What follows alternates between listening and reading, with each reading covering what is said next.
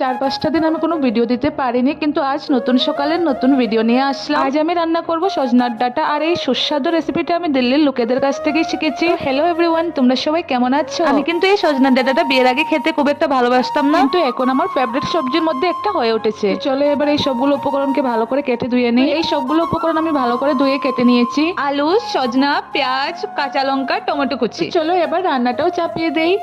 তো সবার প্রথমে আমি দিয়ে দিচ্ছি ময়ূর কাচ্চিকানি মাস্টার্ড অয়েল। তো মা ফোন করে বললো তুই বানাচ্ছিস যখন তো একটুখানি সর্ষে বাটা দিস। তো এখানে আমি একটুখানি সর্ষে বাটছিলাম। তারপর গরম তেলের মধ্যে দুটো শুকনো লঙ্কা আর আস্ত জিরা দিলাম। তারপর দিয়ে দিচ্ছি পেঁয়াজ কুচি। পেঁয়াজগুলো যখন গোল্ডেন কালার হয়ে যাবে তখন দিয়ে দেবো টমেটো কুচি, সাথে দিয়ে দেবো চিড়ে রাখা কাঁচা লঙ্কা। তারপর 2 থেকে 3 মিনিট হালকা আছে ফ্রাই করব। তো এইদিকে একটি বাটির মধ্যে আমি নিয়ে নিয়েছি নুন, হলুদ, মরিচ, জিরে, ধনে গুঁড়ো। তারপর একটুখানি জল নিয়ে ভালো করে মিক্স করে দিয়ে দিলাম। তারপর মশলাগুলোকে ভালো করে কষিয়ে দিয়ে দেবো সর্ষে বাটা। আর এই সমস্ত কিছুই কিন্তু আমি লো ফ্লেমে রান্না করছি। আর যখনই দেখবো মশলা থেকে তেল ছাড়া শুরু হয়েছে তখনই দিয়ে দেবো কেটে রাখা আলুগুলো। তো এখানে আলুগুলো আমি ডুমো করে কেটেছি, তোমরা চাইলে লম্বা করে কাটতে পারো। আর দেখতে পাচ্ছ তোমরা এত কম উপকরণ কতটা ঠিক লোভনীয় লাগছে দেখতে। তো এবারে দেওয়ার পালা হচ্ছে সজনা। আর এই কথা কিন্তু একদম সত্যি, যে জিনিস তোমার খেতে অনেক ভালো লাগে সেটা দেখবে বানাতেও তোমার অনেক ভালো লাগছে। আর এই সজনা গুলো দেওয়ার পর তো আমার প্রায় রান্না শেষই। আর একজন দিদিভাই আমাকে বলেছে তোমরা এই শীতকালে সজনা কোথায় থেকে পেলে? তো আমি বলে দিই এটা হচ্ছে দিল্লি, আর এখানে কিছু পাওয়া যায় না বলেই কিছুই নেই। প্রত্যেকটা সবজি 12 মাস পাওয়া যায় এখানে। হ্যাঁ, এটা বলতে পারি যে একটু দাম বেশি হয়। আর হ্যাঁ, তোমরা চাইলে একটুখানি সবজিতে চিনি দিতে পারো। তো আমি এখানে একটুখানি জল দিয়ে ঢাকা দিয়ে দিলাম, জাল ওঠার পর নামিয়ে নেব। তো রান্না আমার কমপ্লিট, তোমাদের দাদাভাইকে খাবার দিয়ে দিলাম। তো আজ আমাদের খাওয়া দাওয়ার একদম সিম্পল ছিল।